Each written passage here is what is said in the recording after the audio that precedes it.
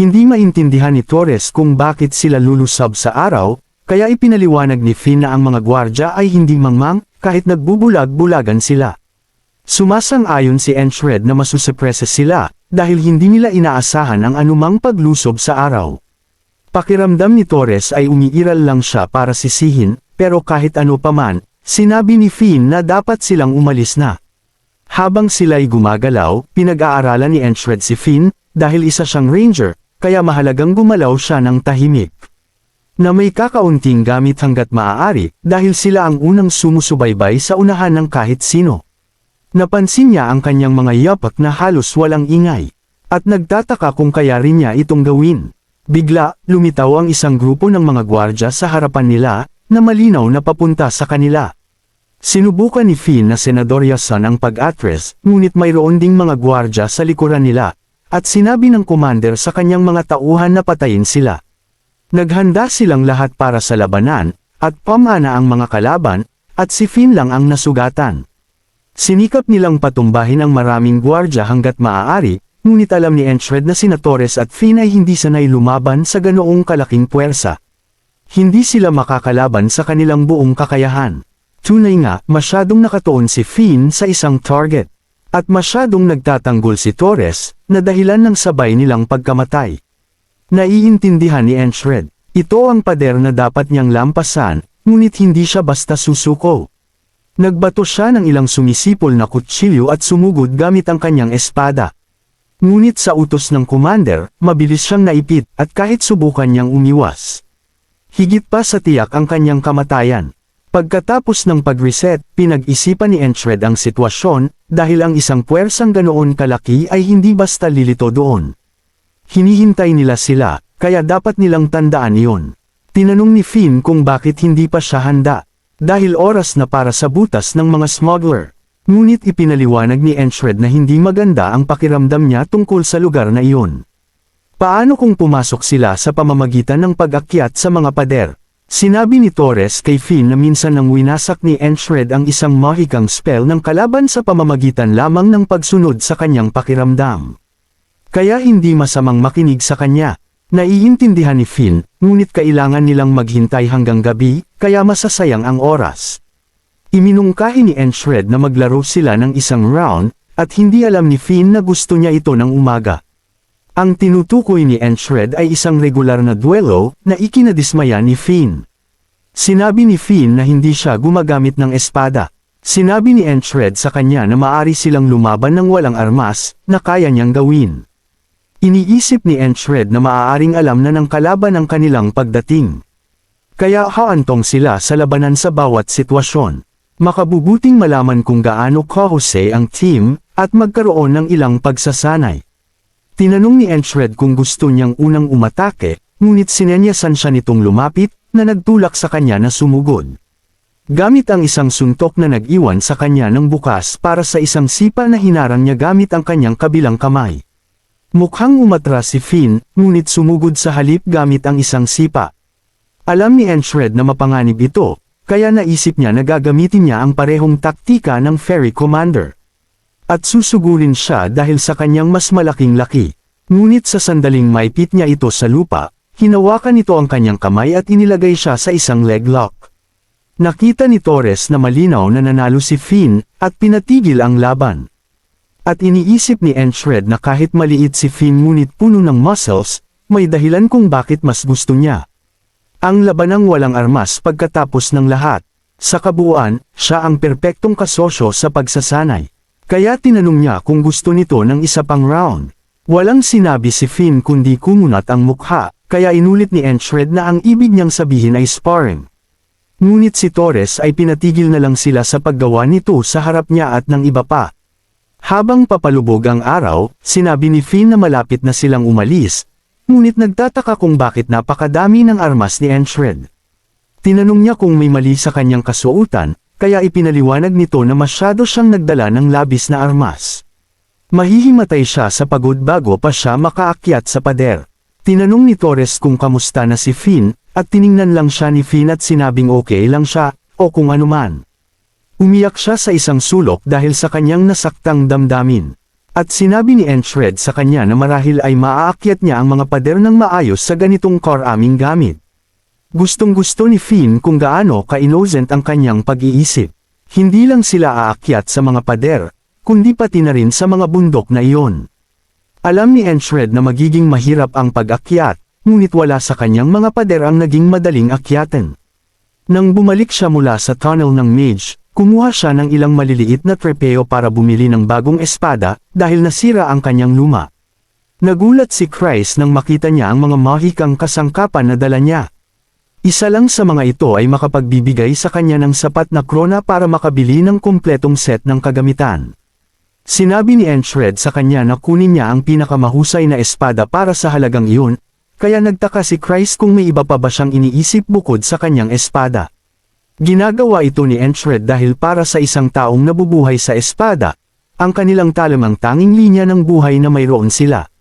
Ang paglabas ng walang espada ay hindi isang opsyon. Iniisip ni Finn na talagang dapat niyang iniwan ang mahabang espada. Kahit na isantabi natin ang lahat ng iba pang mga armas. Ang pagdadala lang yun ay magpapagod sa kanya. Sumasang-ayon si Enchred dahil mabigat nga iyon, gayunpaman. Ang kanyang mga muscles, na itinulak ng lampas sa kanilang limitasyon upang lumakas, ay hindi papayag sa kanya na tumugon sa ganitong bagay kapag nalagpasan na niya ang mas mahihirap na hamon. Sa wakas ay nakaakyat siya, at sinabi ni Finn na pinapahirapan lang niya ang mga bagay-bagay ng walang dahilan. Ngunit nagtaka si Torres kung dinala ni Enchred ang mga gamit para magsanay. Isang grupo ng mga lycanthrope ang sumugod sa ibaba nila, at sinabi ni Torres na bihira silang makitang gumalaw sa ganoong kalalaking grupo. Sinabi ni Finn sa kanila na dapat silang magbantay mula ngayon dahil nasa harap mismo ang pader.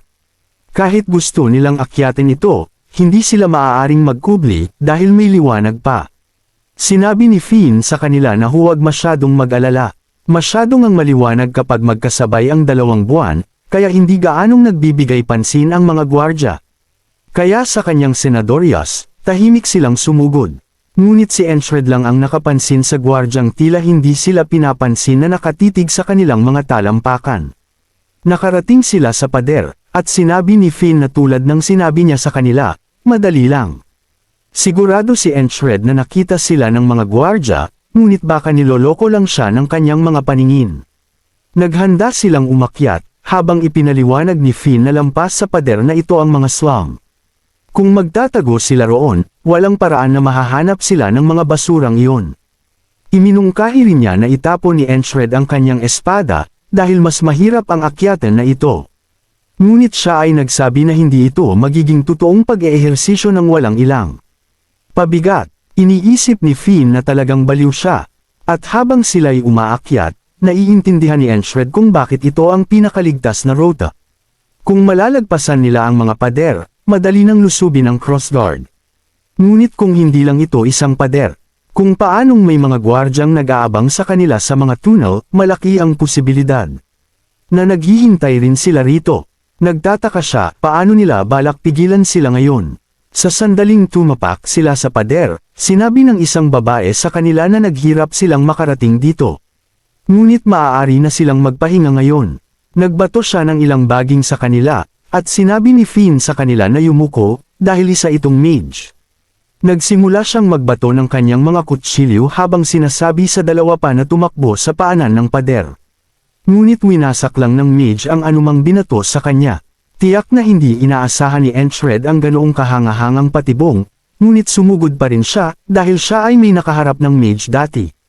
Gamit ang kanyang ika-6 na pandama, maaari niyang paikliin ang distansya. Habang ginagawa niya iyon, naalala niya ang sinabi sa kanya ni Jackson, na magtiwala sa kanyang pandama, ngunit huwag manampa. Lilinlangan ng isang malakas na kalaban ang anumang pandama, lalo na ang mga mage. Tunay nga, itinulak siya palayo ng mga baging, at sumigaw si Finn sa kanya dahil sa kanyang katangahan. At nagdulot sa pagkasaksak ng baging kay Finn at Torres. Gaano man niya subukan, hindi maalis ni Enchred ang mga baging sa kanyang sarili. Pumalakpak ang mage sa kanyang tapang, kaya bago ang anumang bagay, ibinunyag niya na siya si Retsha ng Rose Vines. Sa isang pag-igting ng kanyang kamao, pinasabog niya si Enchred. Isa siyang hanggal, tulad ng hindi lahat ng sundalo ay pantay-pantay. Hindi niya dapat inaasahan na ang parehong bagay ay aangkop sa mga mage. Siya ay mayabang. Naging arogante siya sa katotohanang lumakas siya at sumugod ng walang anumang uri ng pagsusuri. Nagtataka ang bankero kung alam na niya ang kanyang lugar ngayon. Ginagamit niya ang kapangyarihan ng ngayon para lumakas sa halip na magdusa sa kanyang mga kahihinatnan. Ngunit laban sa ganoong napakalaking pader, wala siyang iba kundi isang langgam. Nagpasalamat si Enshred sa kanya. Muli niyang pinagliyab ang apoy na iyon sa loob niya. Ito mismo ang kailangan ng pader na ito. Ngumiti ang bankero, habang nagtataka kung sasabihin niya iyon pagkatapos niyang makaharap ang ikatlong pader. Sinabi ni Enshred kay Finn na gusto niyang pumasok bilang isang nagkukunwaring mangangalakal sa pagkakataong ito. Dahil siya ay may masamang kutob tungkol sa iba pang mga paraan. Sumang-ayon si Finn, ngunit kailangan nilang pumasok kasabay ng mga mangangalakal na regular na pumapasok, at iyon ay bukas ng umaga. Ito ay isang problema, dahil hindi maaaring palipasin ni Enshred ang isang araw nang hindi nalalagpasan ang pader. Paano ito mahahayag ngayon? Sinabi ni Torres na wala silang magagawa, at dahil mayroon silang ekstrang oras, alam ni Finn kung ano ang dapat nilang gawin. Sinabi niya sa isa sa kanyang mga tauhan na ilabas ang lahat, at inilabas nila ang iba't ibang inumin at karne. Ngunit nagtataka si Enshred kung gagawin talaga nila ito sa harap ng demonyong kalaban. Tinanong niya kung hindi ba mapanganib ang labis na pagre-relax, ngunit sinabi ni Finn na hindi mahusay na manatiling stressed kapag walang dapat gawin. Ang isa ay madalas na nawawalan ng pananaw kapag sila ay labis na stressed. Nararapat din siyang uminom at magpahinga, dahil mukhang tensyonado ang kanyang mga balikat. Laging ginagawa ni Enshred ang kanyang makakaya, at inisip niyang iyon ang pinakamainam. Ngunit marahil ay tama si Finn. Nagtuon lamang siya ng pansin sa isang bagay, at nagsimulang isipin na ang tanging paraan upang malagpasan ang mga pader na ito ay harapin ang mga ito ng harapan. Nararapat niyang pag-isipan itong mabuti. Ang pakikipaglaban ng harapan ay hindi lamang ang tanging paraan.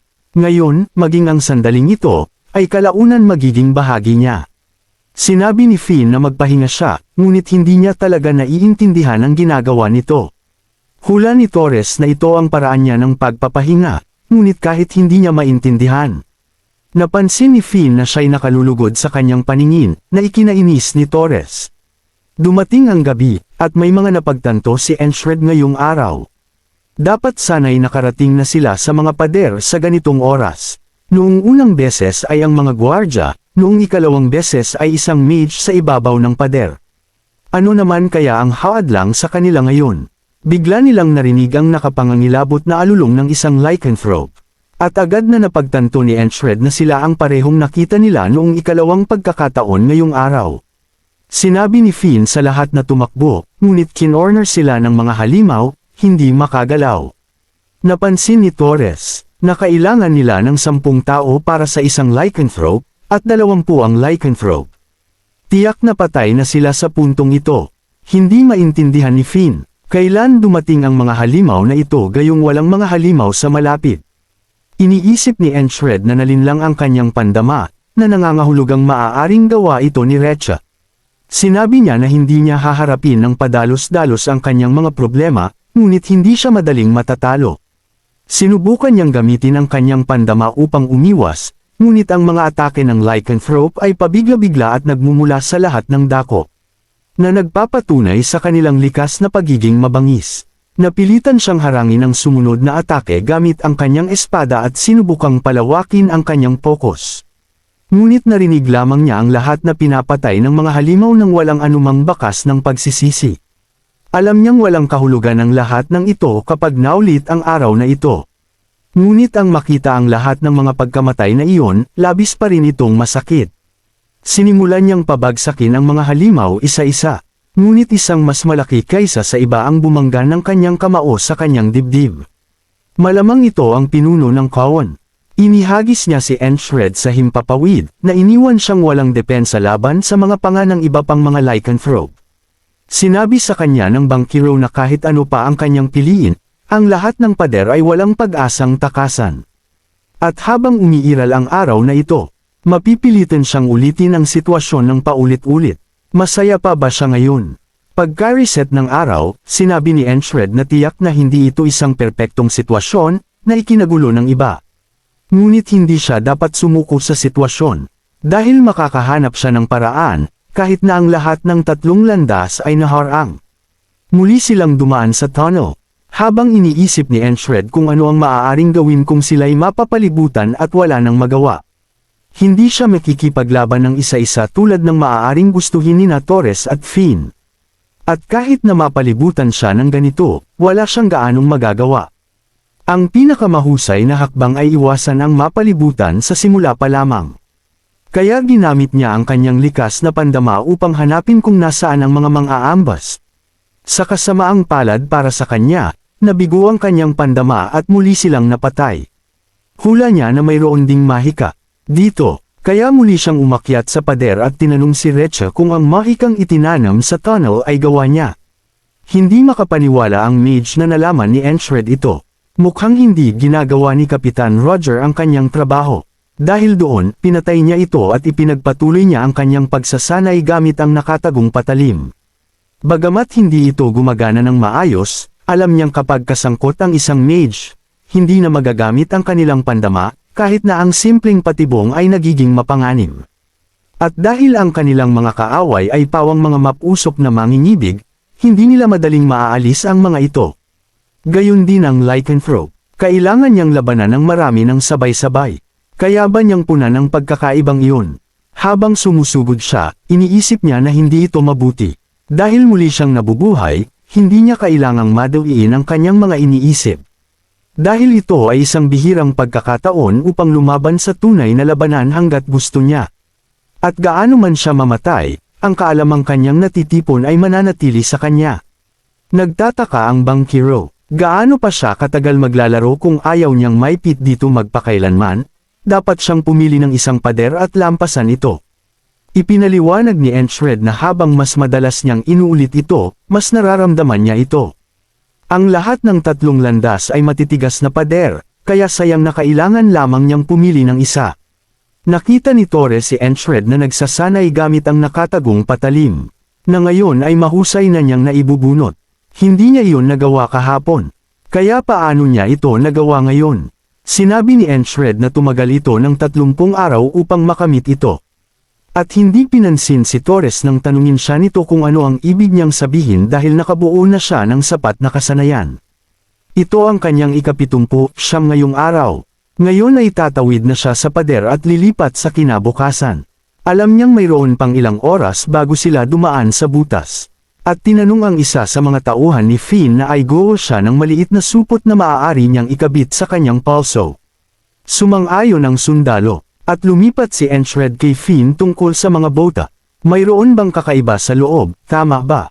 Kinumpirma ni Finn iyon. Kumuha sila ng ekstrang tela upang patahimikin ang mga yabag.